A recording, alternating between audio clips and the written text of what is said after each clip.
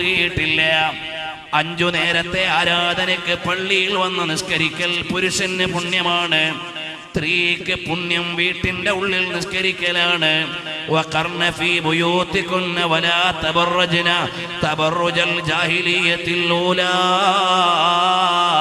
വഖിംനസ് സ്വലാഹ്. ഒരു കർമ്മം ഉപേക്ഷിച്ചാൽ അത് മൂലം കാഫിറായി പോകും എന്ന് കൽപ്പിക്കപ്പെട്ട ഒരു കർമ്മം ഏതാണത്? നിസ്കാരമാണ്. ആ നിസ്കാര നിർവഹണത്തിന് പോലും സ്ത്രീ 5 നേരം പള്ളിയിൽ വരേണ്ടതില്ല. അവൾക്ക് പുണ്യമുള്ളത് വീടിന്റെ അകത്തളമാണ്. കാരണം എന്തേ?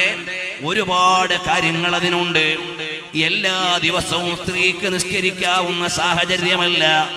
അവൾക്ക് മാസത്തിൽ നിശ്ചിത ദിവസം നിസ്കരിക്കാൻ പറ്റാത്ത സാഹചര്യമാണ്. അതുപോലെ തന്നെ മറ്റു പല ഘട്ടങ്ങളിലും അവൾക്ക് നിസ്കാരം ഉപേക്ഷിക്കേണ്ട സാഹചര്യമുണ്ടാകാം. പലവിധങ്ങളായ പരിമിതികൾ ഉണ്ടാകാം. അതുകൊണ്ട് സ്ത്രീക്ക് നല്ലത് ഖൈറു മസാജിദിൻ നിസാഇ ഖൈറു ബുയൂതിഹിന്ന വബുയൂതുഹുന്ന ഖൈറുൽ ലഹുന്ന.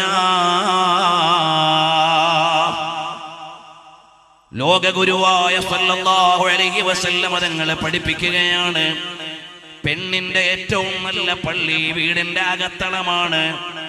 അള്ളാഹുവിന് നൽകേണ്ട അടിസ്ഥാനപരമായ അനുസരണമാണ് നിസ്കാരമെന്ന് പറയുന്നത്. ആ നിസ്കാരത്തിന് പോലും പെണ്ണ് വീട്ടിൽ നിന്ന് പുറത്തിറങ്ങേണ്ടതില്ല. അതവളുടെ ശാരീരികവും മാനസികവുമായ അവസ്ഥകളെ പരിഗണിച്ചുകൊണ്ട് ചെയ്തതാണ്. അല്ലാതെ കാര്യം പരിഗണിക്കാതിരുന്നാൽ പെണ്ണെ നീയും പള്ളിയിൽ പോകണമെന്ന് ഇസ്ലാം പറഞ്ഞേനെ. അങ്ങനെങ്കിൽ ഇസ്ലാം പ്രകൃതി വിരുദ്ധ മതമായി മാറുമായിരുന്നു. ഇസ്ലാം പ്രകൃതിക്ക് യോജിച്ച മതമാണ്. അതുകൊണ്ട് പറഞ്ഞു, സ്ത്രീ അവൾക്ക് ഒരുപാട് കൈകാര്യ മേഖലകൾ, അവൾക്ക് സന്താന പരിപാലനമുണ്ട്, വീട് പരിപാലനമുണ്ട്, പ്രസവമുണ്ട്, പ്രസവാനന്തര ശുശ്രൂഷകളുണ്ട്, പ്രസവാനന്തര വിശ്രമമുണ്ട്, ആർത്തവകാല ഇടവേളകളുണ്ട്.